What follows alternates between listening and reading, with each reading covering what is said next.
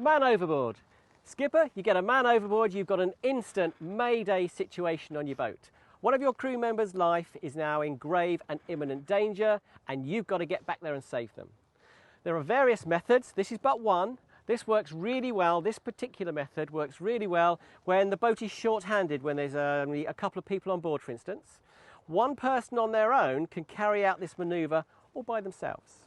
So couples, for instance, this works really well. Today we're sailing on a Beneteau 41 with a fully battened mainsail. Genoa's out in about 8 knots of breeze, so it's a light breeze day today, but ideal conditions just to demonstrate the mechanics of how this method works. The method we're going to show you today is the heave to and drift method. Heave to and drift, because that's what we're going to do. When you get a man overboard, skipper, you've got to stop the boat as quickly as possible. You must not lose sight of that person that's in the water.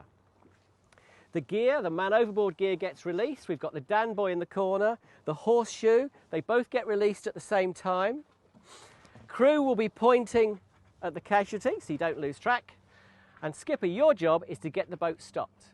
Now the manner in which we do that on this method is, we're sailing close hauled at the moment, close hauled port tack. We turn the boat instantly onto a beam reach. So we go 45 degrees downwind onto that beam reach. Don't adjust your sails. Keep it oversheeted, 45 degrees for just 2 boat lengths. 2 boat lengths. At 2 boat lengths, you heave to and stop. You turn the boat through the wind, leave the jib backed, and the jib will act as the air brake and will stop the boat for you.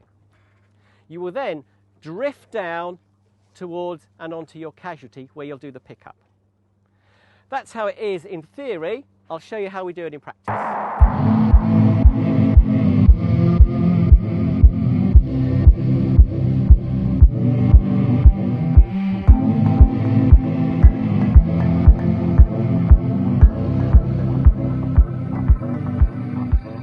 Go.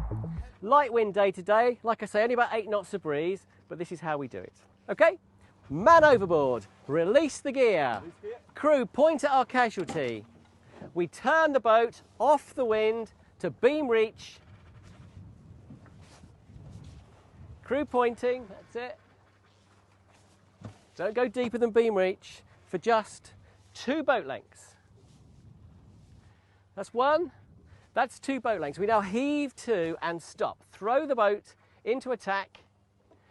Leave the jib, the Genoa, where it is. Round we come.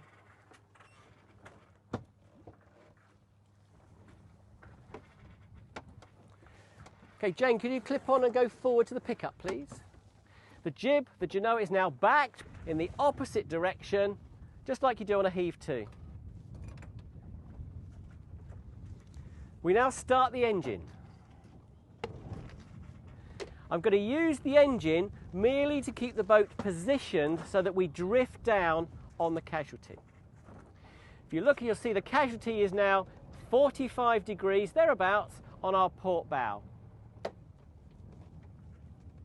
the helmsman's point of view, I've just got to keep that Dan buoy, where my man overboard is in the water, stationary, bringing it into the pickup point where Jane is positioned at the shoulder there, clipped on for safety. Sit with the boat hook, point at the casualty as well, always helps. Just use a small amount of power on the engine, just a few turns of the propeller, that's all it takes. And we just let the wind drift us down to our casualty.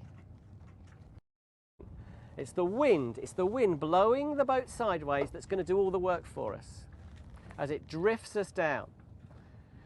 This method creates a lee on this side of the boat. The water is calmer.